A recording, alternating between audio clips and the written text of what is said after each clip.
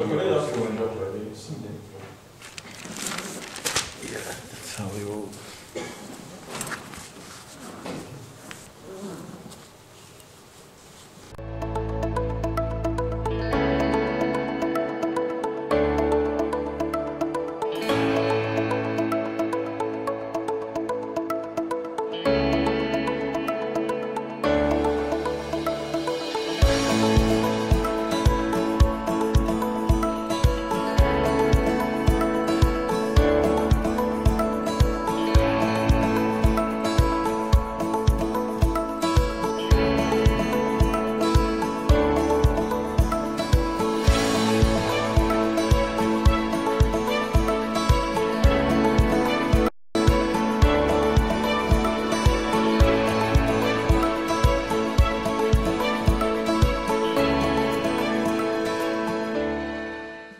Welcome back from that quick break. You're still watching Africa's nicest, you call it finest breakfast show.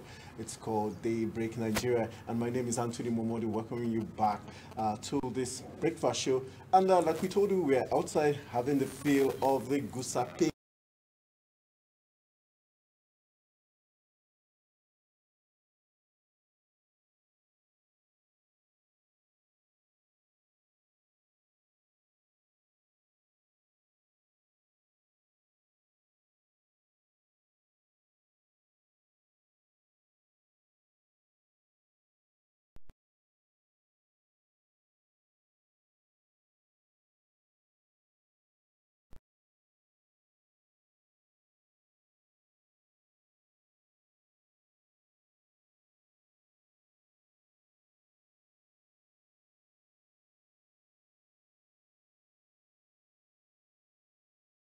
Nigeria, right here on television Nigerian. My name is Cynthia Ago, and of course in the studio with me we have someone very special to discuss the topic or UTME examination expectations and challenges. That is our topic for today, and with us in the studio we have Princess Milinet Uzokwe Agora. Good morning, ma'am. Good morning, good morning, viewers. All right, so today happens to be Women's Day. So, but before we go into that, let's talk about education. Okay. All right, the 2018 UTME exams kickstarts tomorrow. It's been said that last year they had 1.7 million Nigerian candidates registered, but this year they had 1.6 million. There's a drop. And also for the candidates that are blind, they had 200 last year, and this year they're having about 300 plus registering, and we're having 605 computer-based centers across the country that would be used. Over time, we've had lots of issues when it had to do with the computer-based examination centers. For you, how convinced are you that JAM is well prepared to get 2018 exams up and running? Well, most of the time, I believe that as usual, there will be a lot of challenges, because in our country, we don't always try to perfect or give priority to the area is most needed. So young people have often suffered it because most of the time, not much arrangement is made to cushion the effect of their suffering. So I think it may not be too different from the past, because I have not seen any changes made. I believe that unless management or people are changed, that the situation remains the same. But don't you think JAM has proven, talking about the man running the JAM office, talking about Professor Isaac Loide, has proven worthy of recognition. The fact that he has, the number of income revenue generated has surpassed other persons who have been in charge of the Joint Admission and Matriculation Board. Isn't that enough to convince you that? You see, the more revenue generated by JAM is the more the young people are exploited. Where is the money coming from?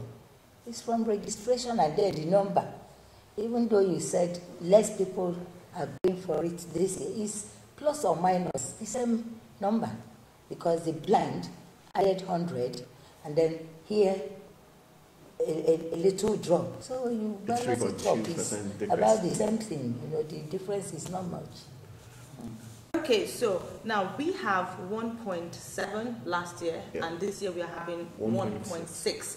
Now, don't you think that the Nigerian students are actually frustrated? Are you not seeing it from that angle? Like, they're actually tired because it's like they try to move one step forward. And of course, with the way things are going in Nigeria, if without this your jam, you can't get into school. That's the way it's been made, except you want to go through maybe diploma, and even the diploma, some people will still, after the diploma, you don't even have direct admission to the university. So you still have to come back to write this jam again. Some people are writing like 4, 5 times. I have seen someone who wrote jam 7 times before he went into school. So don't you think that the Nigerian students are actually tired of these examinations?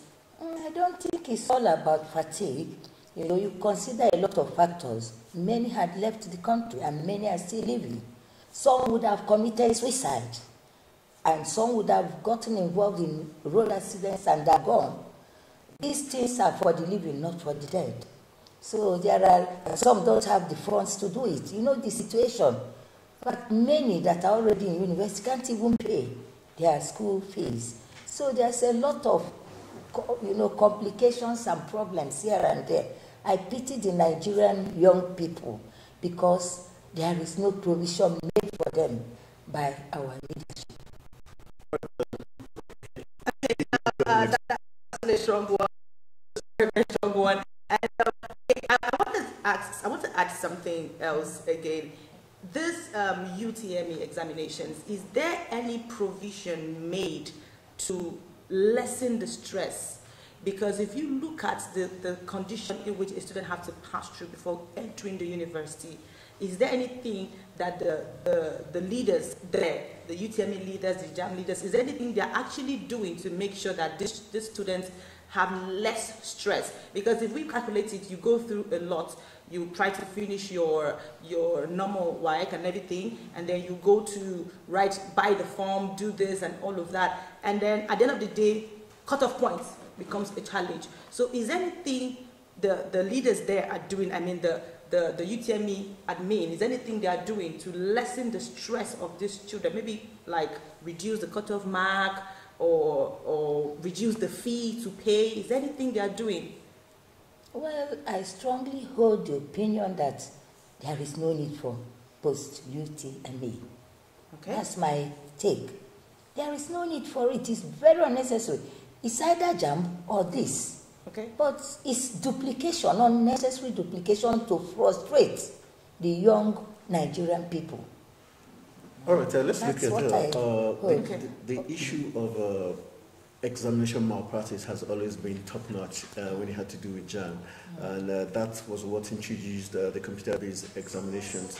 But still yet, we had a lot of issues about the computers not being working functionally in those centers. How key is this going to be for this 2018 exams kick-starting tomorrow? Well, unless Nigeria has changed overnight, then we could have hope. But you see, like I have said, I think that exam is not needed. They should put things in place to lighten the burden of the young Nigerians. They are suffocating.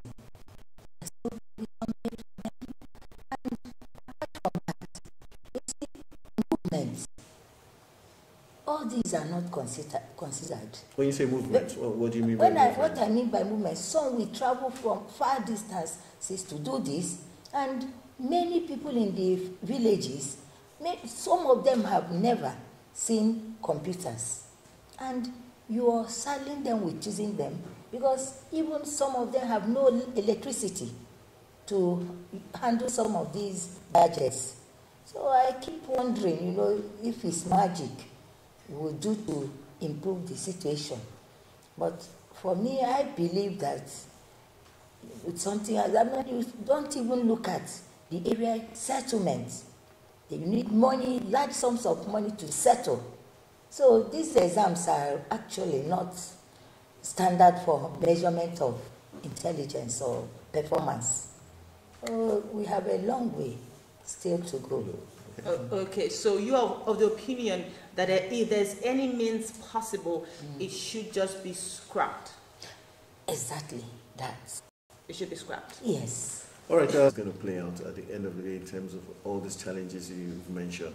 How is it going to affect the candidates at the end of the day?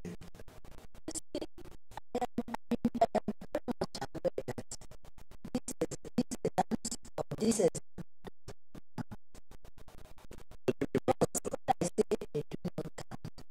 I think if you have a candidate, come, I'll direct you to where you settle. Have Nigerian professors who cannot read, who cannot write. So you have illiterate professors. So where are we? We have a lot of work to do, but you cannot claim that things will get better when you do things that will make anything getting better impossible. So we are in trouble. Nigerian education has nothing to offer. You see, no, it's nothing. If you go to some countries, I don't know, is it Zambia? You see that teachers are highest paid. And here, teachers are often old, and they go into strike and all that, and nobody cares. You see, we are in problem. And some of us who are educationists, you see our hearts bleed. Do you think... Because we can't even see solution in sight. Should there be of emergency in the education sector? Yes, I've been calling for that long ago. If there's any area that needs emergency declared, when she got to 1999, 1999, the teacher did not know what next to count. So we are in problem. And make counting, primary teachers are not. See, and they will tell you, if you go to get their results, some of them made mathematics A1. But give them primary one test. If you doubt, let's go around and check now. You know, primary one test, teachers are failing. And my greatest pain is that parents has so much to do with it. Because some of us, our children did well, we taught them. You understand? Okay, so okay. Okay, Ma, before we move on to talking about the Women's Day, I just want to ask you something. Don't you think that the inability of students to come out well is because I have heard a couple of times about the Miracle Center, and even as this exam is about to go on, there are some people who have registered in Miracle Centers, and they believe that once they go there, they have 260, 210, 300 above, you know, their points. So don't you think that something should be done, or don't you think that failure of students is as a result of the Miracle Centers that are being registered for them? You see, it's still the same corruption I'm talking about. If you want to address a problem, address it holistically. You don't, if somebody has cancer growing, you can't cut off here. It's still growing. You know, you have to tackle it. Take the bull by the horn and finish with it. You don't dance around the problem. And they see.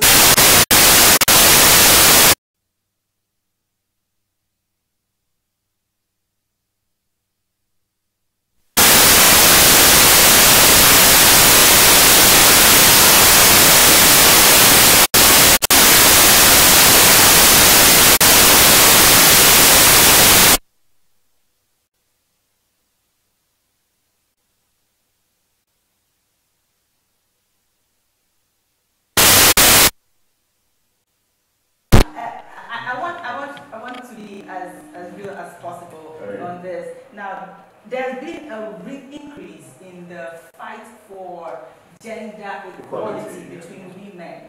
And I don't know if I'm sounding strange, but I always feel that a man and a woman can never be equal.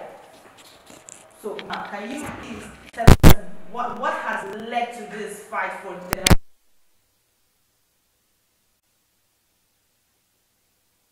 ideas coming up, and this to me has really, really affected a couple of young ladies, because their mind is shifted from the fact that a man is a man, a woman is a woman. Their mind has shifted from the fact that I cannot struggle with a man, neither should a man struggle with a woman. So what do you have to say pertaining to this? Do you think this is a good thing, or do you think it's a bad thing? Well, education psychologists had long made it clear that no two persons can ever be the same. Whether man or woman or two men, people have their individual differences, and these individual differences go a long way affecting the way people live their lives and the way they progress and succeed in life. That we talk about this equality. Yes, you see, this feminism issue is gradually destroying the women folk who believe that they can do their things, they can do without marriage, they can do without a man. No! We partner in life. We partner with women, we partner with the men. Men cannot do it, succeed without the women. By the way, women are their mothers, gave birth to them, their sisters, their aunts, and you see, if you don't appreciate women, then you are not even counted as a human. So, I hope I'm not going off. No, you're not going off. Okay. We'll go on a short break, and when we come back, we'll continue with the discussion. Please stay with us.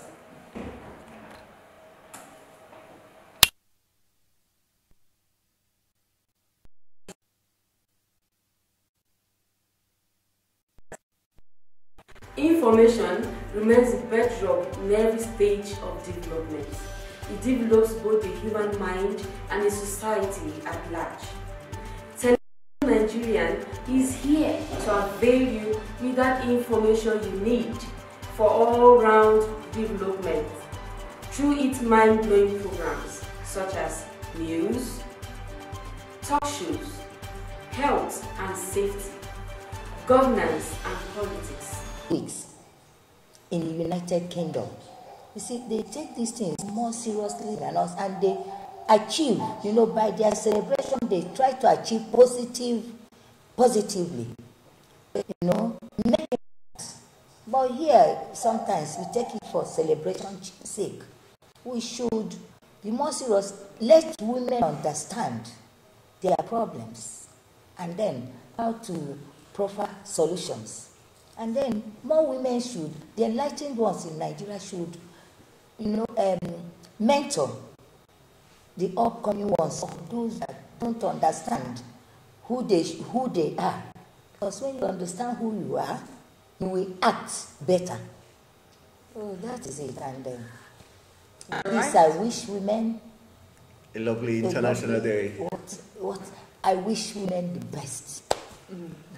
All right, thank you so much, my Princess Milinet Uzokwe Agora, for coming on the show this beautiful morning to talk about the International Women's Day and, of course, the UTME examinations, expectations, and challenges. We'll go on a short break, and when we come back, we'll be getting our second guest to talk on the newspaper review. Do stay with us.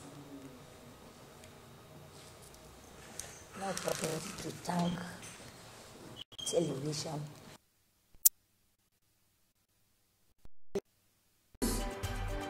Talk shows, health and safety, governance, what you hear and say. Tune in and stay tuned.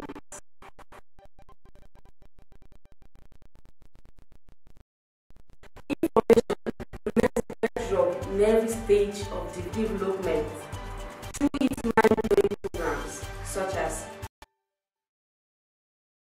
information remains the bedrock in programs such as news, talk shows. All the big stories making the rounds. Let's kick start with the Punch newspaper. The big stories there says, beginning from page 57, says Buhari receives World Cup as a general of friendlies. We've got CBN must contain rising risk in banking sector, says IMF. You can find the big stories on page 31 and 36 of the Punch newspapers. We've got 2019. We will assess all presidential candidates northern leaders. And we've got Independence Day bombing, courts, jails, Charles Oka, co-conspirator for life. Page 7 is where we get a big story. Senate rejects bill proposing skirts for coppers, threatens to withhold EFCC orders budget. Page 14 and 21 is where you get a big story. We've got Boko Haram, police create 3 more commands in the northeast, and page 10 is where you get the story. Okay, Bagudu, you were at the court yesterday when that pronouncement was made as regards the Independence Day bombing, and also we had a granted bail. Granted bail. Take us through what it was like in the courtroom. Yeah, starting with the issues of Charles Oka and Obi Wabisi, it was really a terrific judgment. It took 5 hours, about 145-page, judgment being read by Justice Gabriel Kolaole. It was really awesome. It was an 8-year case. If you remember, they were first arraigned on the 7th of December 2010 after the October 1st bomb blast. And it was a marathon of changing of lawyers here and there. And after 8 years, the justice was delivered yesterday. Would you say justice was served? Yeah, it was very dramatic at the point in court. I remember after they were convicted, the judge gave an opportunity for the 2 lawyers, to communicate and then to decide the kind of sentence it would be. But the lawyers coming from Oka and Obese were seeking for a light sentence. But of course, Alex Zinyon, the prosecution counsel, brought the notice of the court that the collateral damage that was done on that day, the people that lost their lives, pictures were there being shown in court, and injuries, people that died. I mean, a light sentence wouldn't be fair to those, the parents of the deceased. So at the end of the day, it was given a life sentence. What of Sanda, the woman that allegedly killed her husband? Yeah, Sanda's case was very peculiar too. Even though Sanda was supposed to be rearranged on the 18th of March, but we were surprised they were called that the case has to go on yesterday. The reason being that, of course, Joseph Dowd brought another application showing that Sanda was sick. They said she was pregnant. Sanda is assumed to be 4 months pregnant as of now. And then, of course, pregnant women, of course, you look at the condition of prison, Suleja prison for that matter, it's something else. So she was, at the end of the day, after a long struggle, she was given the bill. It was good for her yesterday. All right, looking at Buhari receiving the trophy, World Cup trophy, how inspiring do you think it's going to be for the president and the entire Super Eagles team of Nigeria? Yeah, the president has got another opportunity yet to campaign, so to say, because I think if you look at this so far so good, the president have been trying to lend his voice to the international community. We saw him in Ghana some days ago, and of course this time around he's being exposed again to the international war. So I think it's a very good thing for Buhari at this time, at the pre-election year. All right, for this story about the Senate rejecting the proposed skirts for core members. That's very funny, this you are training someone to be a defender of himself and the society, asking him to wear skirts. It's like telling a military woman or a security officer to wear skirts. I mean, that caption is really funny. But I think it's a good one that has been kicked up. All right, the last story I want you to react to on the Punch newspaper we got as regards the tax regime. 262 Nigerians paid 20 billion naira in 8 months, says Fowler, talking about the FIRS boss. Is that impressive? Very impressive, and of course kudos to Mr. President and of course the financial community in Nigeria for bringing the voluntary asset declaration, income declaration scheme. At least that helped for people to bring in their money and then get forgiven or get waiver for other tax owing. But it's a good one. And we hope that more people, pay in this money, and then Nigeria is supposed to be, robust. Okay. All right, so let's move on to the leadership this morning. The big story: Northern leaders inaugurate committees on 2019 restructuring, and you find that story on page 6 of the leadership. And also, we have here Senate to behold EFCC BOI 442 others budgets. And you find that on the front page of the leadership, and the story also continues on page 7.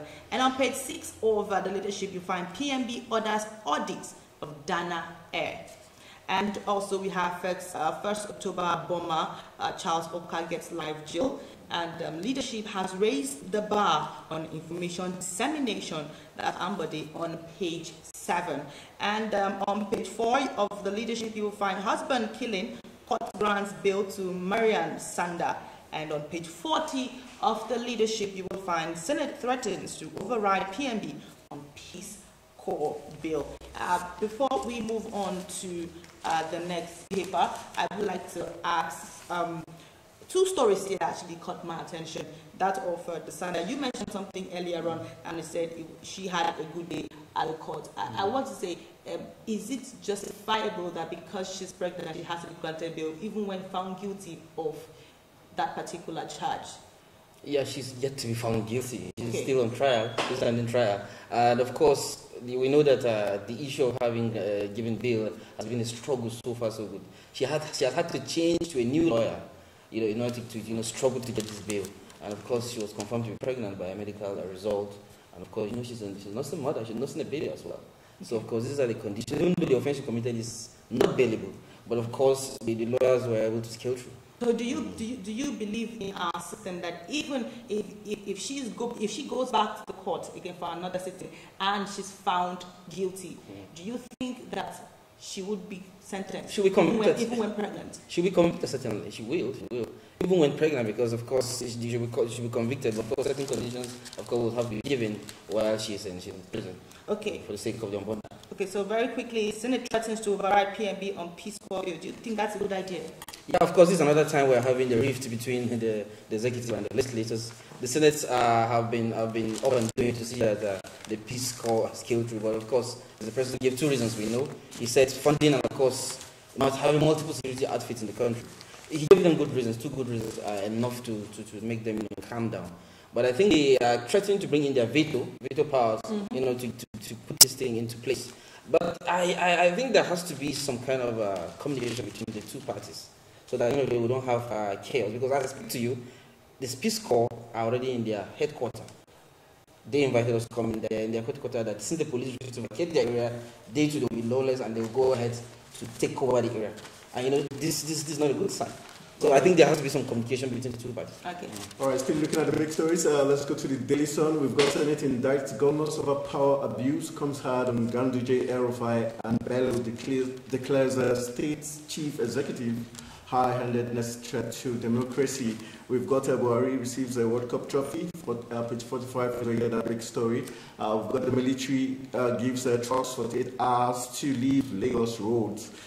6 and 5 is where you find that big story. We've got Edmond. We passed the NFIU bill to save Nigeria, says the Senate President, and page 3 is where you find that big story. Let's quickly run into these issues, talking about Senate indicting governors over power abuse. What do you think it's going to do as regards? Yeah, of course. Recent development has posed that, of course, our governors have, taken over the states like emperors. Talking about our state close to all, we are talking about Erufai and of course Ganduje. We've seen how Erufai, single-handedly, I was in Kaduna that day when Erufai actually, took a convoy of an entourage to go to the APC office to demolish it. The video was obvious when we saw Erufai at the Council State meeting being greeted by Mr. President. Mr. President asked him how is bulldozer. It was so funny. The video was viral. It was speaking in Hausa, yeah, bulldozer.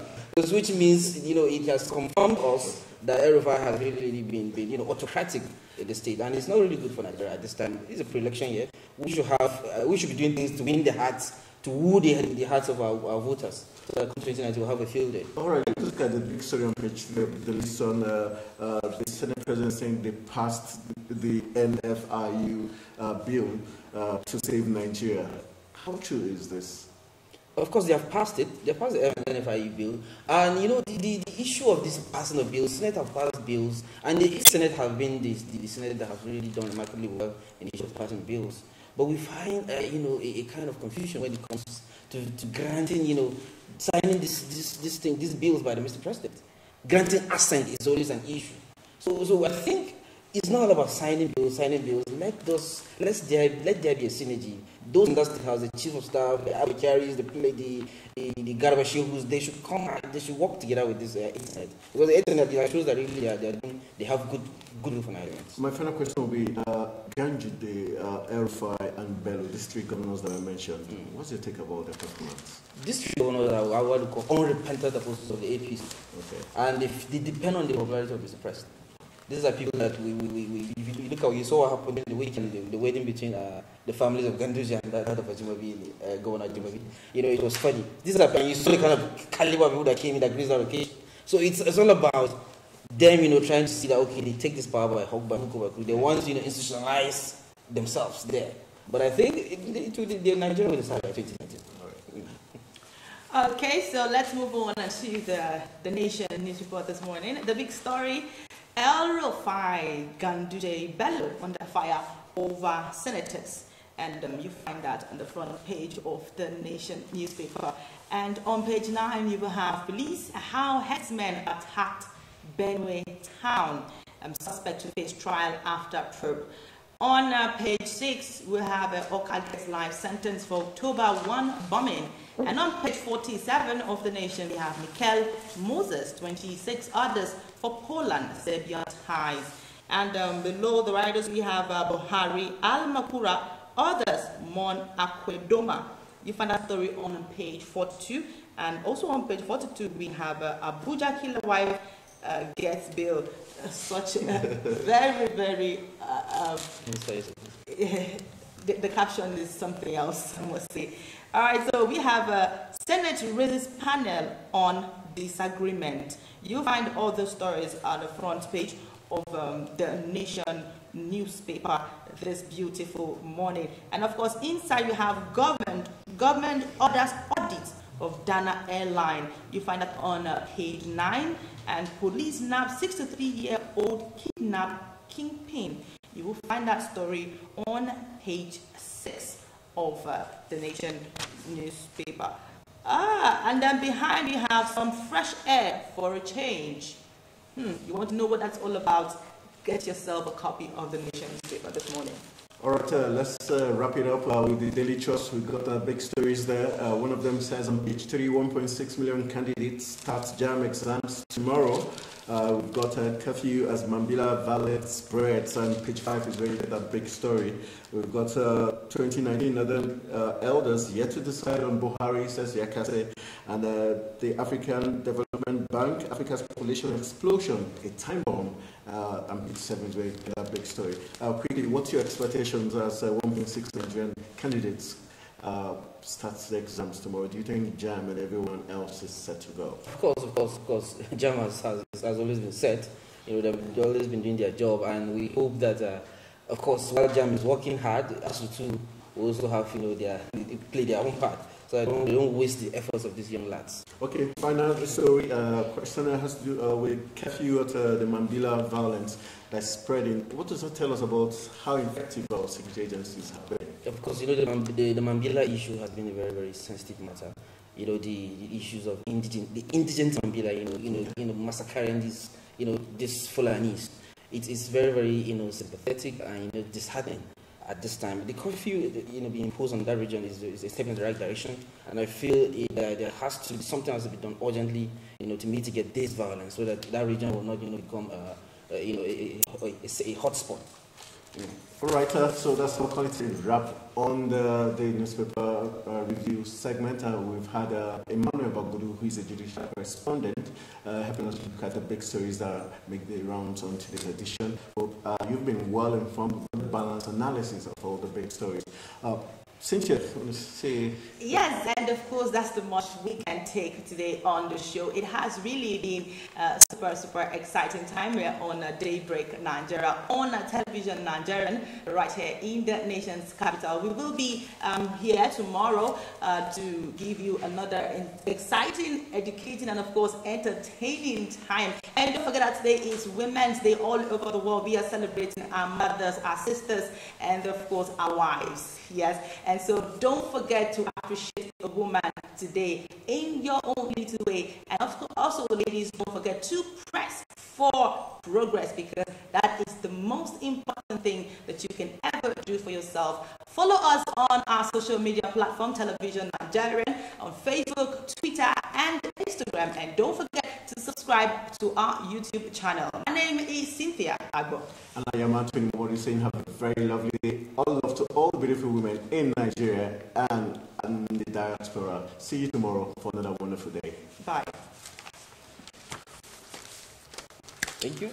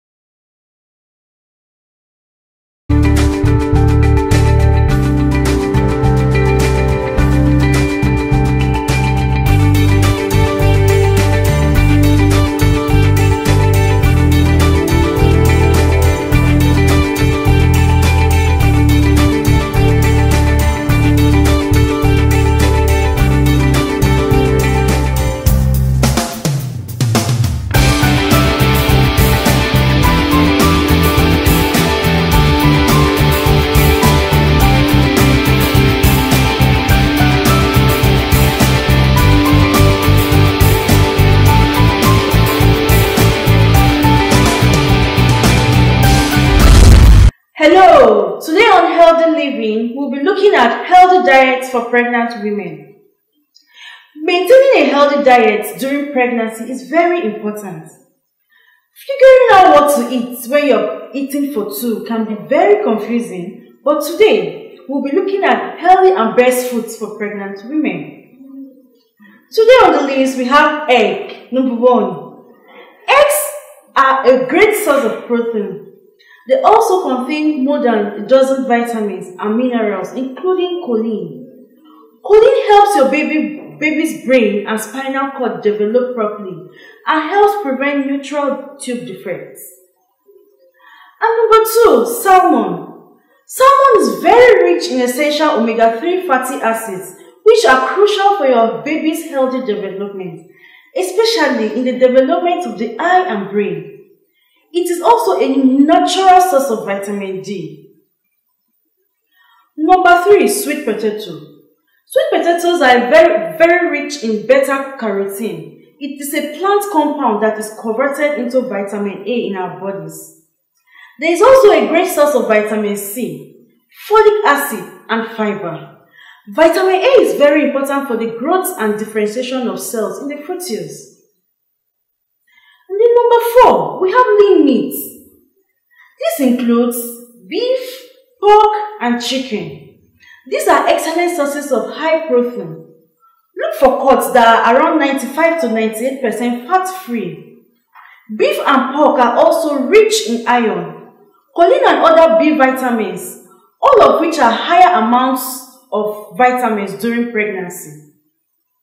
Eating red meat regularly may increase the amount of iron required from the diet. Fruits and vegetables. Eating plenty of fruit and vegetable helps your body get a variety of nutrients.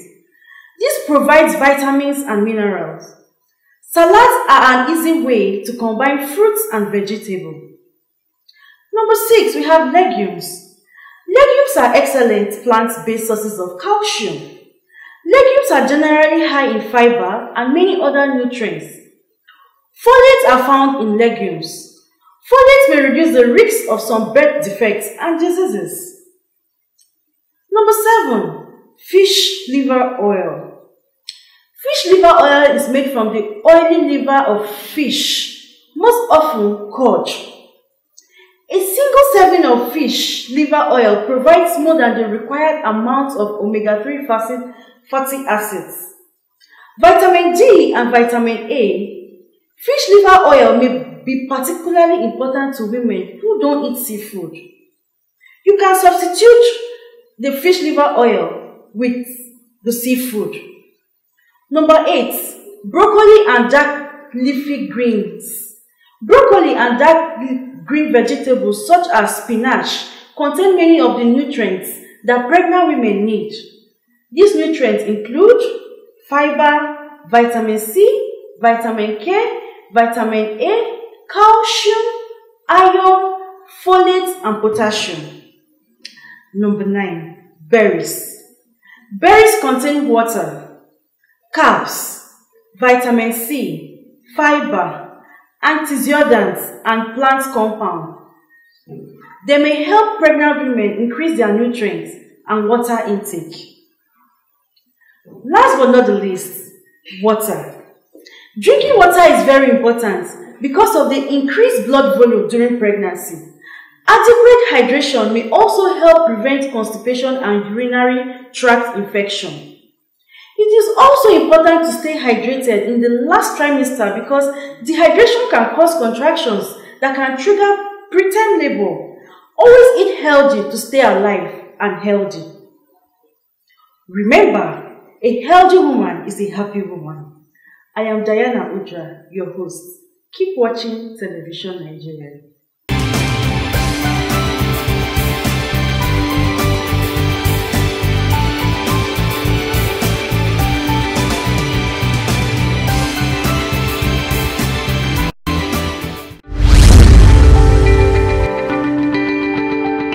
Before we do that, let's talk mentorship. Now, we just explained leadership, we took a scratch at it, but mentorship, I think it's one of the biggest issues, as much as followership. Who are you mentoring right now? Do you have a mentor? I do. I have mentors. And what I tell people is that they should do the arithmetic science to select people that should